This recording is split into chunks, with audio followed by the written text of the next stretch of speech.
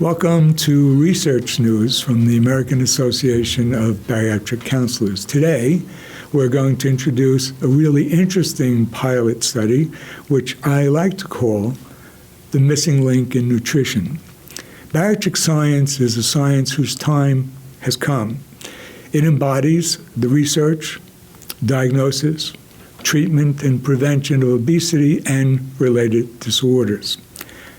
The simple notion that obesity can be cured by eating less and exercising more goes all the way back to Hippocrates. Current bariatric science recognizes obesity as having both mind and body influences.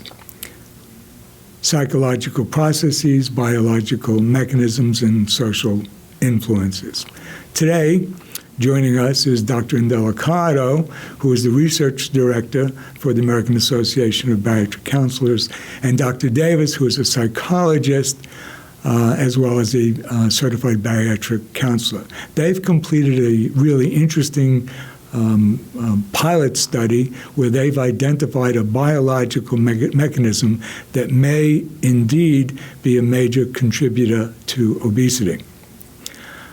Dr. Davis, who is joining us from Grinnell, Iowa, on Skype, is going to explain how and why and what led them to this study. After taking courses through the American Association of Bariatric Counseling, I became intrigued by this idea that each person has a unique metabolism.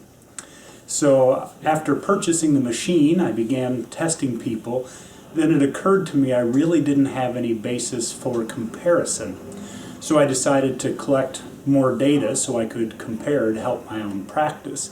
Well, then it occurred to me that if I'm going to collect all that data, I might as well go ahead and publish it so other clinicians can have use of it as well.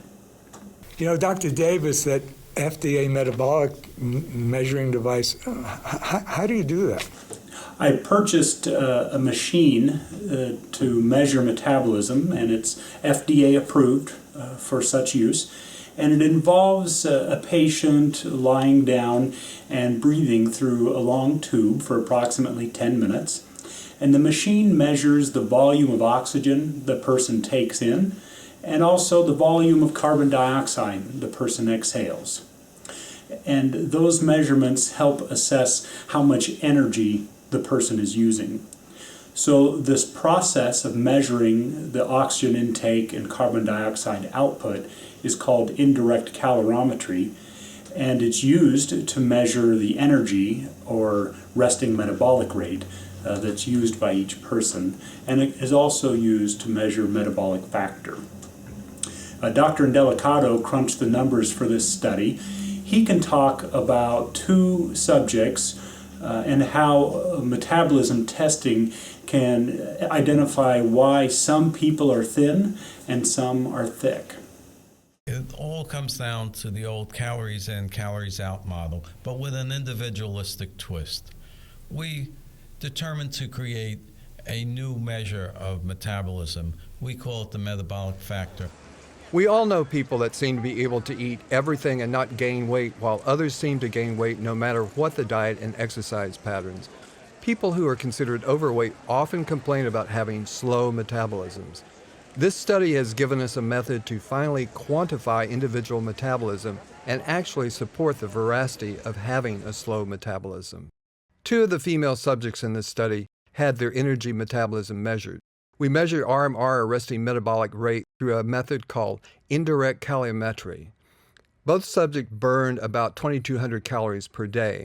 If both women burned approximately 2,200 calories per day and replaced those calories with 2,200 calories of food, they would balance the calories in and calories out equation and maintain their weight. But here's the paradox. One woman weighs 140 pounds while the other weighs 270 pounds. How is it possible that both women eat the same number of calories per day, yet one weighs nearly twice as much as the other? In order to make sense of this paradox, we would have to focus on something called the metabolic factor. What is the metabolic factor? Metabolic factor is an index of the number of calories burned per pound of weight. The more calories burned per pound, the more likely that a person would be thin. The lesser calories burned per pound, the more likely that a person would be thick. We obtained the two subjects' metabolic factor by dividing 2,200 calories burned per day, referred to as RMR, resting metabolic rate, by each subject's weight. When we divided 2,200 calories per day burned by the 140-pound thin subject, we came up with what we call her metabolic factor, that is about 16. We can say that she burns 16 calories per pound of her weight. However, when we divided 2,200 calories per day burned by the 270-pound thick subject, we came up with a metabolic factor of about 8. So we can only say that she burns 8 calories per pound. The person that weighs less actually burns twice as many calories as the person that weighs more. The paradox is explained by observing that the person that weighs less has a much higher metabolic factor than the person who weighs more. This would account for the stark difference in their weight, although they eat the same amount of calories. What we are hypothesizing is that metabolic factor remains constant and may indeed quantify a biological predisposition for obesity. Here's the twist. If that woman who weighs 270 pounds loses 130 pounds, the metabolic factor stays the same. She still needs only 8 calories per pound, but now she weighs 140 pounds, which means that she only needs 1,120 calories a day to survive. Well, that's unrealistic. Before we lose the attention of all our viewers with all these numbers, how is this clinically or personally useful? Each of us are predisposed for a certain height, and metabolic factors suggest that we may also be predisposed for a certain weight. Dr. Indelicato mentioned the importance of the balance of calories in and calories out. Well, the calories in is simple enough, but for calories out, there are only a few ways that we burn energy. One of those is metabolism, and the other is through physical activity. Of the total energy burned, metabolism makes up about 2/3 of that. So for someone with a low metabolism, or hypometabolic, it's going to be hard for that individual to achieve or sustain weight loss.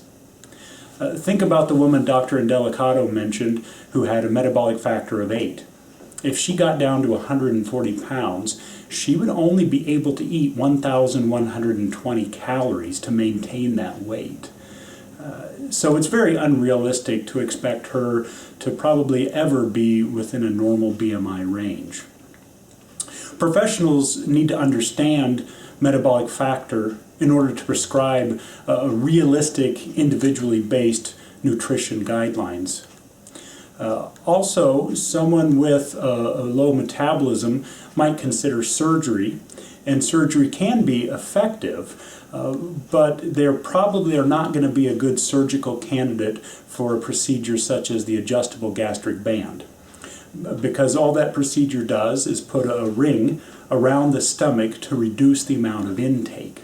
If an individual has a low metabolism, intake is not so much the problem as it is the calories absorbed. So for an individual with low metabolism, a surgical procedure that focuses on malabsorption is going to be much more effective. Now take an individual with a high metabolic factor. Prior to pursuing surgery, they really should exhaust all behavioral strategies to lose weight because their body is a lot more conducive to weight loss.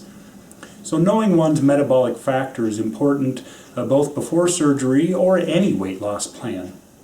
But most importantly, metabolic factor could be really helpful in reducing the stigma and the shame felt by a lot of people who struggle with their weight.